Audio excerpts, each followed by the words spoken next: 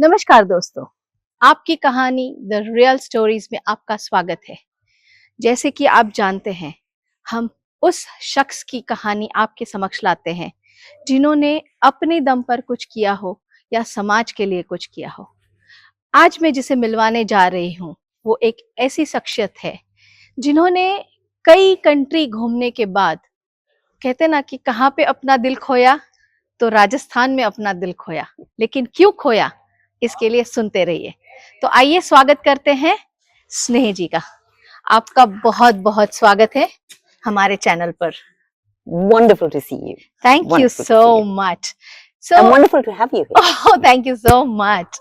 See, as far as I know you're born in Kenya, you've studied in Kenya, then shifted to Germany, and then to London. I don't know the places, and then landed here. Can you just share your little bit background story to make people more understand how you came here?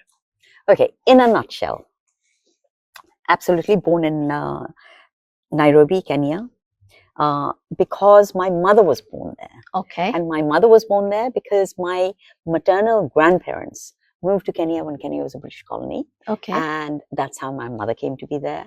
She fell in love with Kenya. All right. She came back to India to get married. And then she took her husband out to Kenya. And Okay. that's how I was born there. Okay. Me and 4 other siblings. The eldest sibling in the family. So major responsibilities. And I went to school. I studied in Kenya. But then around about the age of 15, 16, I started to get the inkling that maybe I was, my parents were looking for a husband for me. Okay. And they wanted to marry me off there. And one of the things that really gave me a clue to this was when they started teaching me how to tailor clothes. Oh, you learned that? I learned that. And how to knit jumpers. Okay. And I thought, oh my God, this is getting dangerously close to, getting that, being bright to someone. Yes, exactly, right. But that was not what I wanted to do. So I fought with my father, my parents. Okay. More my father, for almost 2 years, because I knew that if I stayed on in Kenya, okay, there was no other future for me except to be married. Right. And I would have lots of kiddies running around and probably never even leave Kenya. Okay. That was not the life I wanted. Okay. So in high school, I had a teacher who was German. And I learned metalwork from him. Mm-hmm. Why metalwork from him? Because my last high school years was spent in a boys' school. Okay. There were 500 boys and I was the only girl there. Oh! Yes. God, yes. that's amazing. Yes. And so he was a very nice teacher, and we used to have good conversations. I learned a lot from him, apart from just metalwork. And then when I was fighting with my dad about leaving Kenya, he said, well, where are you going to go anyway? And I said, well, Germany sounds good. And in the end, I think they gave in because they didn't think that I could actually hack it. So they let me go. I was only 17 years old. I went to the same place where he was from, my German teacher was from. I didn't live with him. I didn't stay at his place. I found a church family. Mm-hmm. He was the priest of the cathedral in Freiburg, and they took me in, and that's where I lived for the next 2.5 years. Okay. Now, the amazing thing about living with this family was that they had a son, same age as me, Okay. who was both physically and intellectually disabled. Oh. Okay. So that was your That first. was my first introduction to disability. Okay. And living with that family and living with that son, Peter, actually gave me such a deep insight into what people, children, youth with disabilities are capable of doing or not doing. Okay. And in the end, I kind of literally forgot that he was even disabled. Oh. He was So good, independent. so independent, Wow. right? And actually, if I had not seen that, not been with him, I didn't think I would be here today. Okay. It's only because of the influence that he was left. your turning point. Yes, and the way he inspired me, okay, to never really judge a book by its cover. True. Okay, you really have to, particularly with people with disabilities, you have to, I think for that matter, anybody, I think you should never judge anybody by, Very true. right? You should really, if you really care about who you're talking to, who you're interacting with, who you want to become friends with, you really should go beyond the cover and you should get to know them. Very true. Which is what I managed to do with Peter. And then after 2.5 years, my parents, who were in Kenya, came to Britain, and they wanted me back there. And so I grudgingly went to the UK, and but living with them was very short-lived. Okay. Once I had my independence, it was very difficult to stay back at home. In Germany, I did nursing. I started my nursing career, and so I continued with that back in the UK. And in fact, my nursing training, one of my nursing training was in patients with mental disabilities. Okay. Yes. Yeah. And so it continued. Then I even interacted with, looked after children with learning disabilities, ADD, attention deficit disorder children. So it's been a varied path. But then what brought you here in India? So from nursing, through the back door, I got into show business. Okay. I was probably one of the first Indian actresses on British television. Wow. Which was pretty amazing, actually. It was the glamour world. Well, the glamour world, but for me, it was a challenge.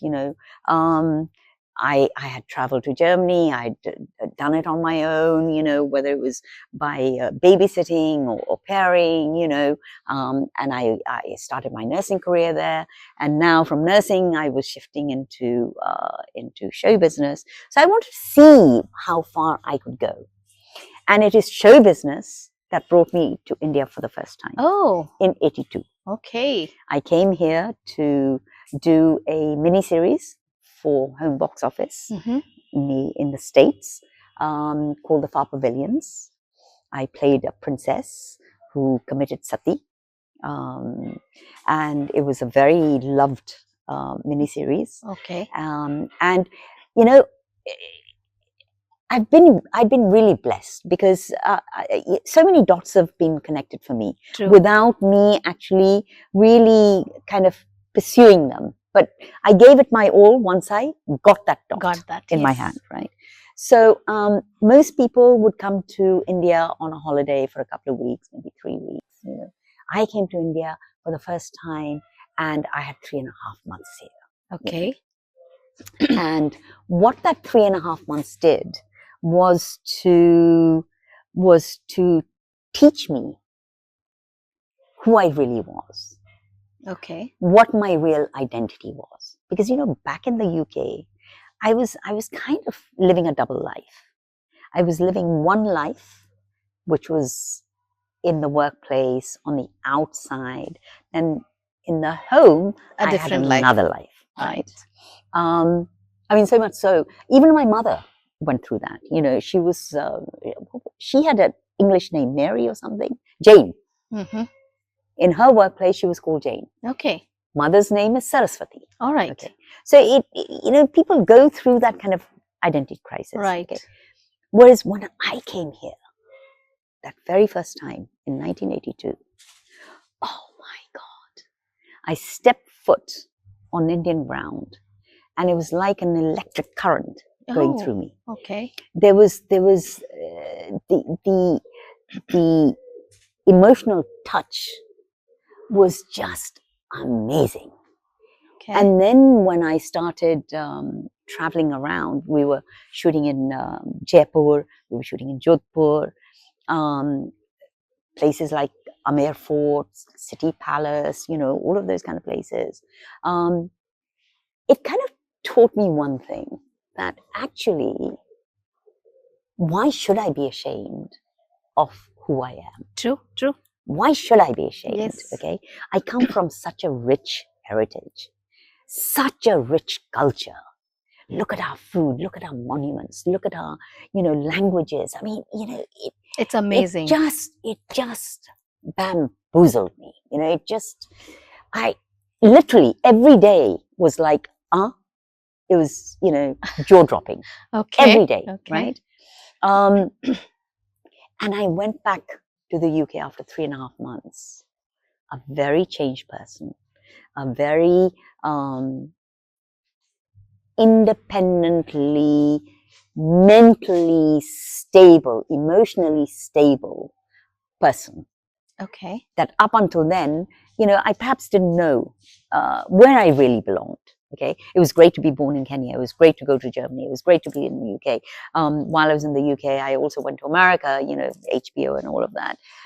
Worked in Europe as well. You know, but it was, if somebody asked me where do you belong to, I would have said, well, you know what, I probably call myself a world citizen. I don't really know where I belong to. You know, but after 82, oh my God, yes. So I kept coming here, and then in '96. Up until then, it was backwards and forward. Back to UK, here. Back to UK, here. And then in '96, BBC News and Current Affairs were doing a major 2-part documentary series. All right.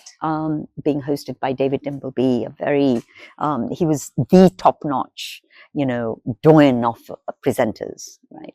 And this 2-part series was to commemorate and celebrate the 50th anniversary of Indian independence. Okay. 2 50-minute programs to be shot all over India, covering all kinds of topics in this 2-part series. You know, women, children, education, medicine, armed forces. Almost all. Everything, right. Everything. Okay. So education, we covered Joseph Cotton Girls' School in Bangalore. Mm-hmm. Okay. Then we looked at education in Dharavi. Okay. Slum children, do they stay in the slums? Do they actually get an education? Correct. Right? And then I happened to be out here on a recce. Okay. In fact, just past Manaklau. Okay. Towards Jaisalmer, because I was looking at water scarcity as a topic to cover. Right. And then I realized, as I headed more and more towards Jaisalmer, that this is a desert. True, right? True. So deserts do have water scarcity. Very true. Very true. So it's not a topic that you can actually cover in Rajasthan. Right. Maybe in Bombay, maybe in other places, but not here. Then on the way back, I saw a little tiny board. All right. Out on the road, and it said Disabled Children's School. Oh, and that attracted you. And I thought, oh, this is interesting. Okay, let's just go and have a look and see what it is. And I arrived. I mean, honestly, nothing like what you've been shooting here. All right. Okay. It was simply these 4-5 rooms. Okay. Okay. And there were about 60 kids, all disabled.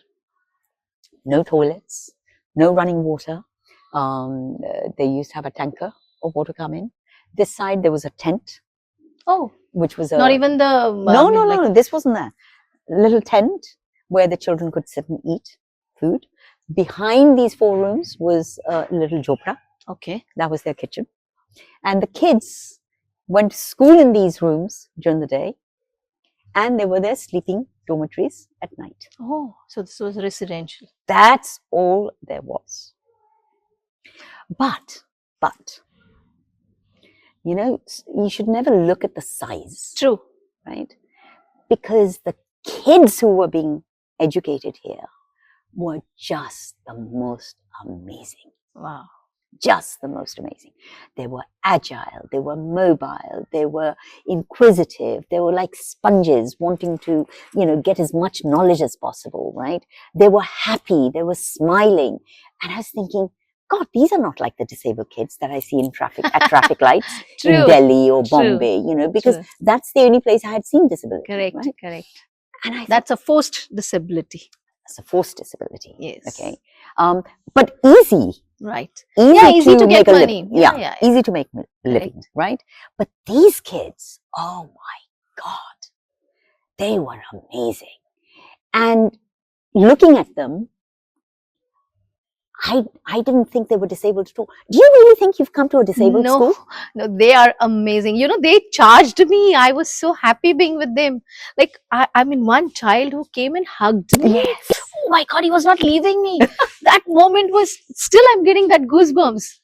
But would you say this is a school for disabled children? Not at all. It is so, they are so enthused.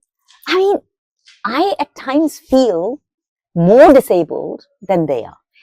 Very well said. Yeah. In fact, when I was heavily diabetic, right, and I was like 88 kilos, and, you know, at times I was in a wheelchair. At times I was holding a stick, right? Oh. I felt more disabled than they were. Absolutely. True. But with them around, oh my God, yeah, you really have to recheck. Yes. I mean, in fact, kids with all the facilities, still they say, I don't have this, so I can't do this. Yes. And these children, they don't have anything, and still, like, you know, they are so enthused to do so much. Yes. That's really commendable. Well, it's not commendable. It's the fact that these kids want to learn. True. Right? True. They really want to learn. They really are enthusiastic about learning. Why? Why are they enthusiastic about learning? True. You know, my theory is that, well, first of all, you know, there's a huge stigma attached to disability in this country. Not as much in the West. Right. Well, there's greater infrastructure given to them. That care is really taken. In fact, when I think about Peter often, I don't think he was that excluded, or discriminated. Acceptance is very high. Much better, right? Yeah. Here, oh my God, it is so low. It's incredible. And initially I used to think, you know, this is such a bad thing. Why can't non-disabled mainstream society be more accepting, right? But actually, now I have revised my thinking. The fact that they are discriminated against, and the fact they are excluded, and often by their own families, right? That is their saving grace. Oh, is it? It is. Okay. How come? How come? Okay. Just imagine if these kids were non-disabled, okay, and they were at home, okay, slightest problem, economic problem in the household, they would have been taken out of school and pushed for working. Yeah, that's a different version altogether, right? Whereas these kids have the opposite perception. These kids are considered to be a burden. Okay.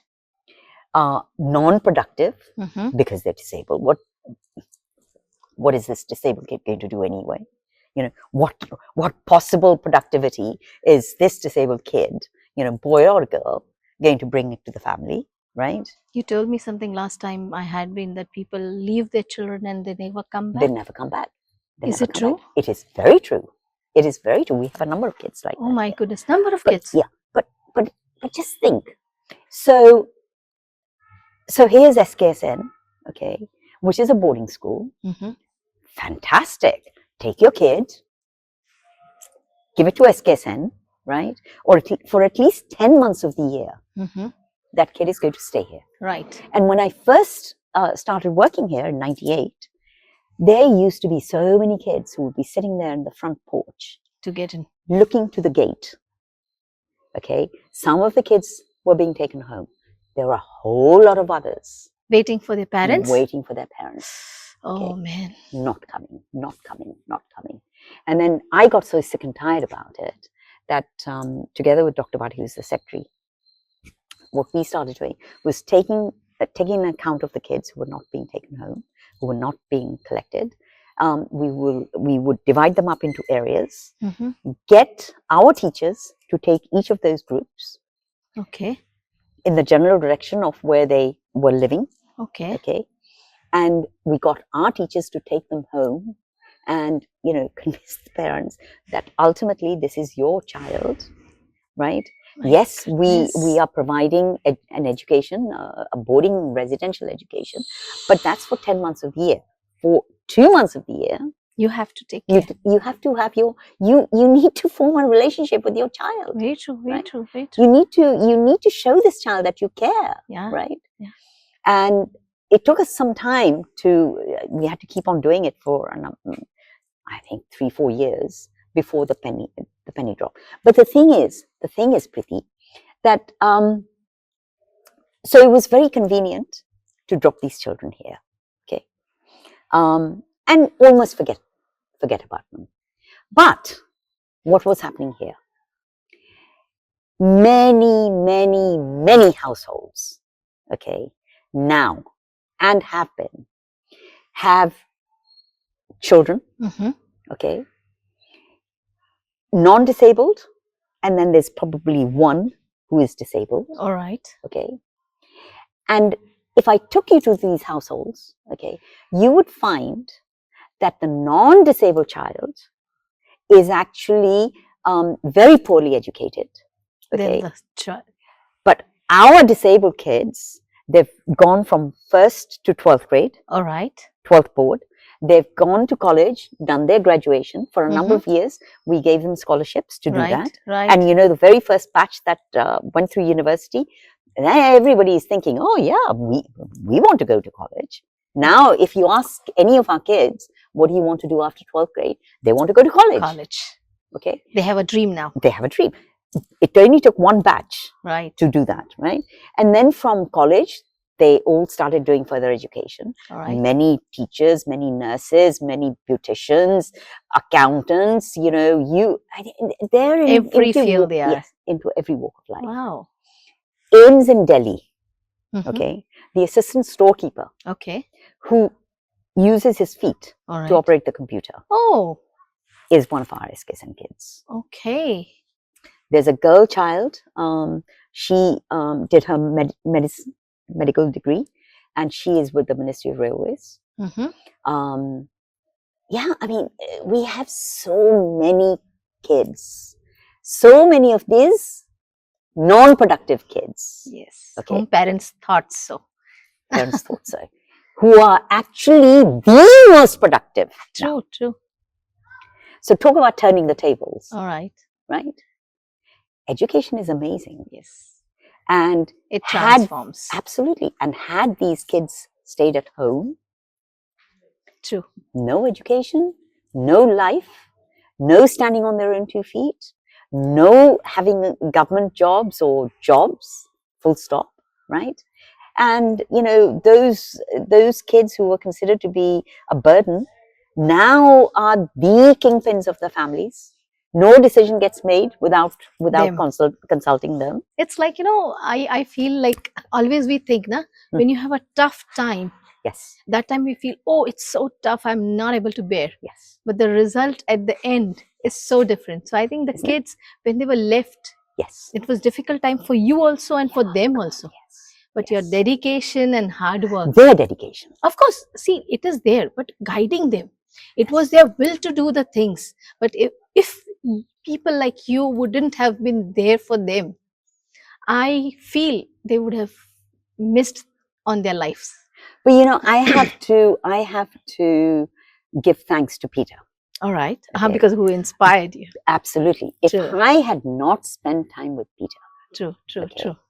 I would know what disability was. Very true, very true. I would never know. I would never know what to do with these kids. It's only because of the time I spent with him that when I walked in here Right. and saw those kids, a double amputee, right, flying through the air, right, that then reminded me of Peter.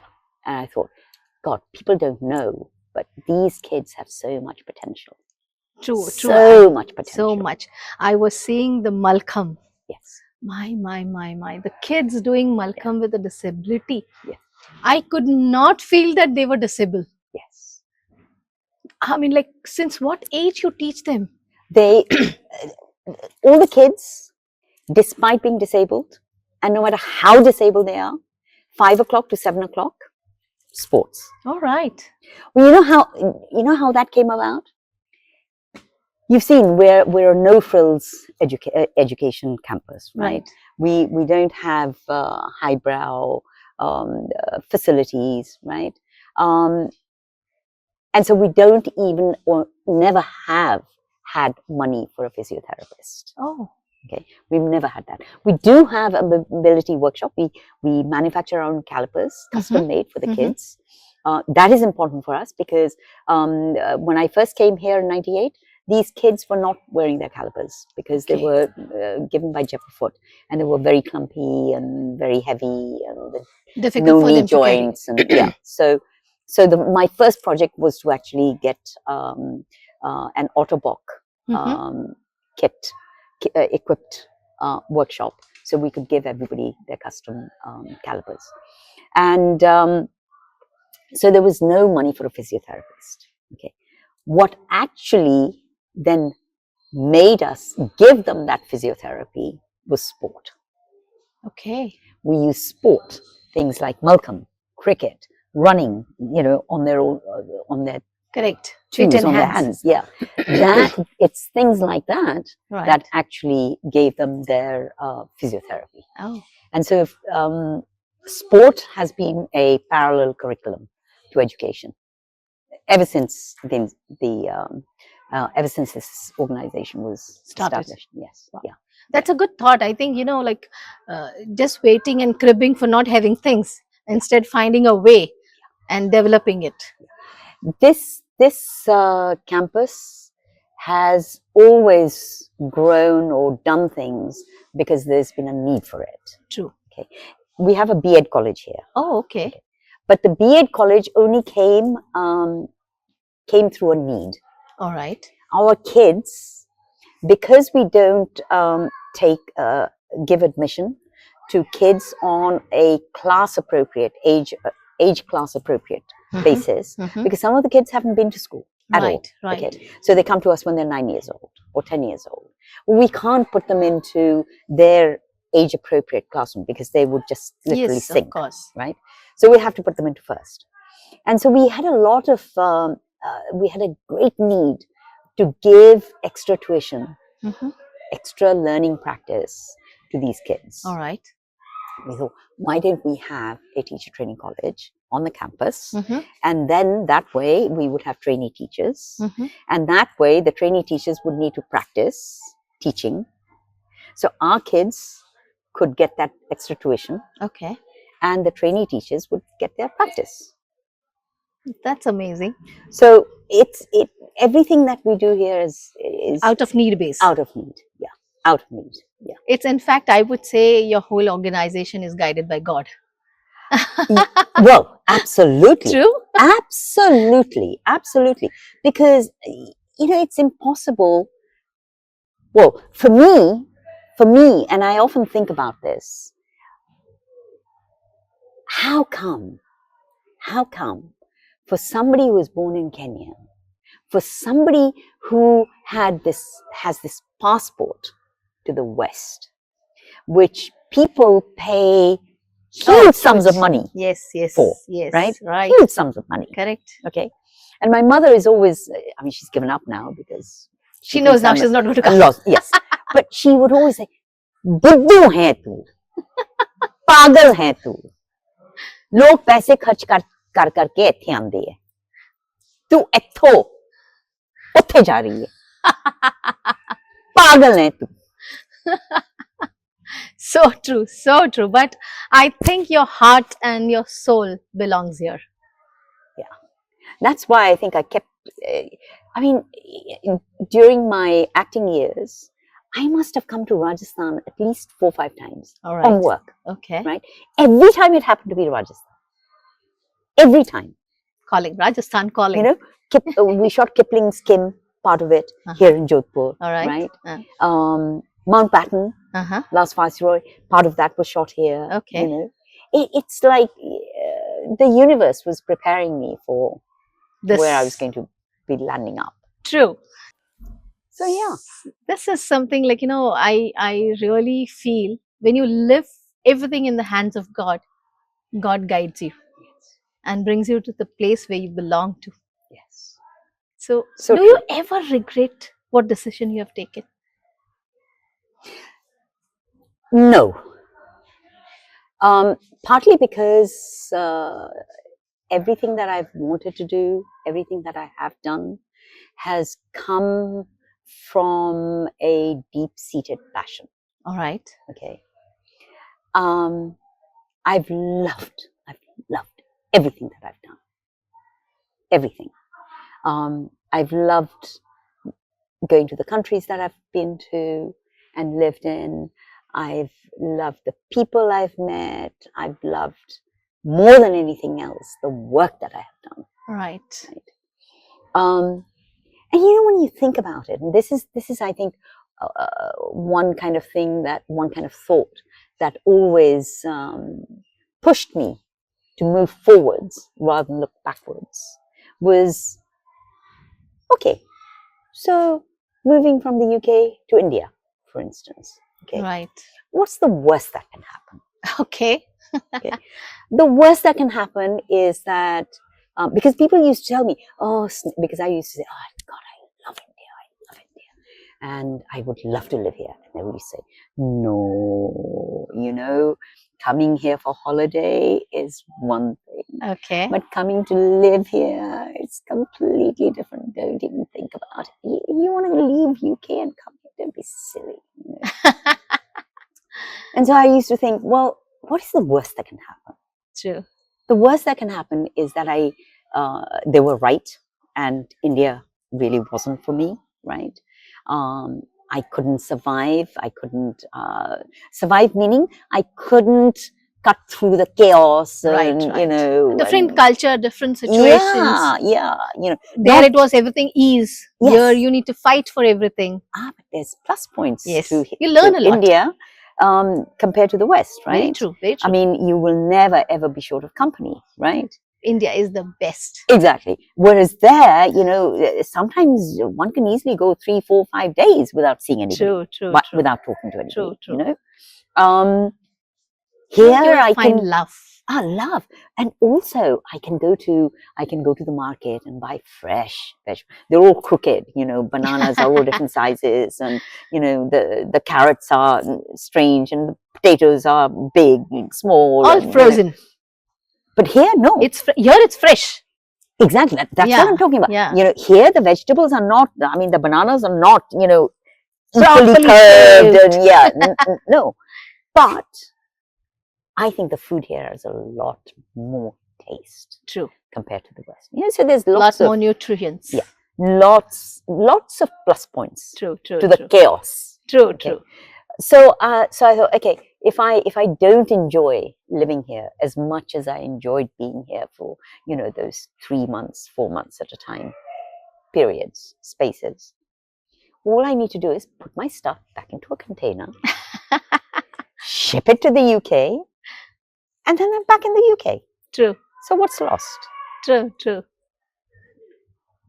Nothing. And I've been a nomad anyway. you know. So, so, One more time. so what's the big deal? Yeah, exactly, right? Right.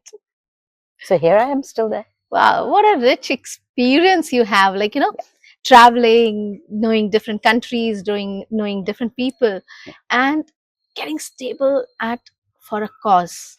It really needs guts. I don't know whether it needs guts. I think I would go back to um, seeing what the kids are getting out of it, seeing their faces and seeing them come here at the age of 5 or 6 or 8 or 9, and now doing these Big wonderful boys and big jobs, girls. I mean, and seeing so many of our alumni, Right. having been through college and teacher training and got married and have kids of their own now and coming back here and coming back as teachers, Wow. and teaching the next generations, Yeah. Um, You have so many of them here, like, yes, a lot of yes, them. yes, yes. That's And wonderful. and who better to teach the kids that we have now than those who've passed out of here? True. They Very know what it's like. They know what they need because they've done the whole arc, right? true. True. They will be more rooted and connected with this. So, Sneh, Mhm. I mean, like, we saw so many kids here. Can you tell something about the kids, like their abilities and their strength? Because I was amazed to see them. Yeah. Um, I think these kids are very different at home. You probably wouldn't see them as lively as they are Here. here. All right. Some of the kids have told me in the past that they consider this to be their home more Okay. than their home themselves. Wow.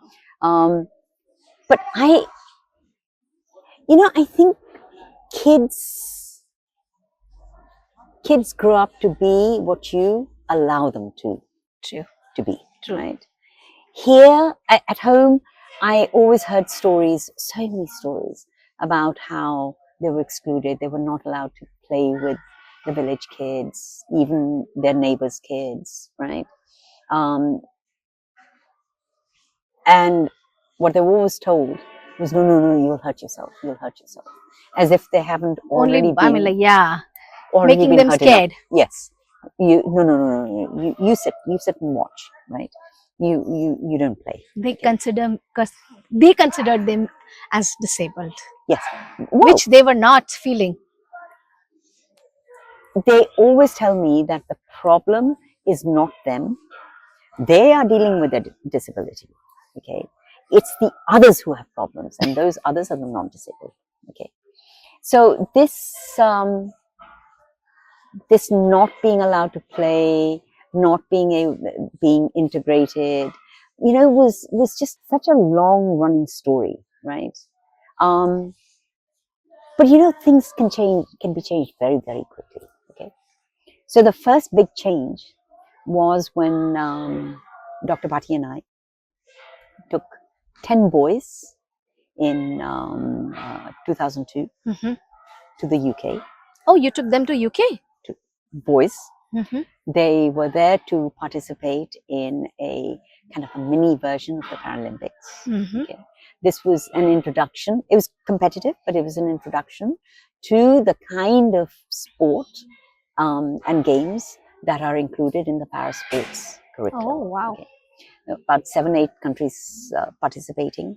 So, yeah, we took these kids to the UK with no wheelchairs, and people were looking very strangely at them. We took them to the London Eye, okay, and it was a rainy day, and there were steps, and these kids were going down the steps on their fours, no problems. And one guy came up to me and said, I mean, don't you think you should help these kids? No, they haven't asked me for help. Can I help them? Well, yeah, of course, but ask them if they need help. That's a great attitude, right? Ask them. And he went and asked them, and they said, no, we're fine. And he kind of stood back, and he watched us, and I learned a big lesson from Right. that the problem is not with my disabled kids. It's for the people. The problem is with the non-disabled people. True. So they have to sort themselves out. Right. They have to sort their minds out. Correct. Right? They need to think that they are one of our part. Yes. On the one hand, you want to keep them away from you, away from the non-disabled community, right? Right. And on the other, you want to pity them. No, they don't want your pity. It's to show the world that see how we pity them, which is not required at all. Or how we help them. Well, they don't always need your help. True, true, true. They don't always need your help. True. We, like I said, kids come here, sometimes they've never been away from home. But because we are a no-frills school, we don't have the staff ratio All right. that children with physical disabilities should have, right? Right. We don't have that one teacher to 2 students, or even 5 students kind of thing, right? So when they come to us, they have to become independent. True. Within the first 3 months. I think it's a blessing in disguise. If you don't have teacher to each one, you are making them more independent. Absolutely. It's a blessing in disguise. And they themselves think, oh no, we won't be able to do that, right? But then they watch other kids who've already been here and they see how independent they are. True. Some using their feet. They have no arms, right? No hands, but they literally do everything with their feet. Wow. They eat with their feet. They button their shirts with their feet. They can sharpen their own pencils with their feet, right? They do their own washing. They go and hang the washing, right? They comb their hair, with their feet. Everything. Wow.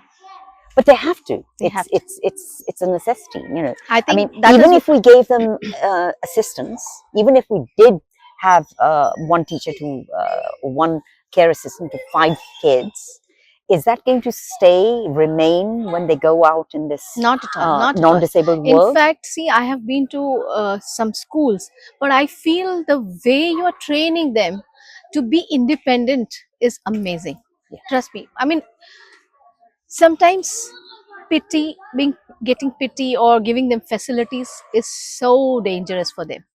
It's in fact for a normal kid also. Today what we see, every parent giving every facility to kids. What are the kids doing? Nothing.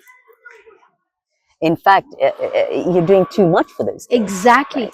You've seen, what do our kids When have? you have to fight for it, you come out of your all fears and you do it. Yes. You're doing Absolutely. Amazing work. Really, because whenever, this is my second visit to your place, and whenever I've come here, I have learned something. Like, there is every person who feels कि उनकी life खत्म हो रही है, they have nothing to do, they should visit here. That's a good thought. That's a good thought. Yes. Yeah, we have kids come from the UK to volunteer here. Okay.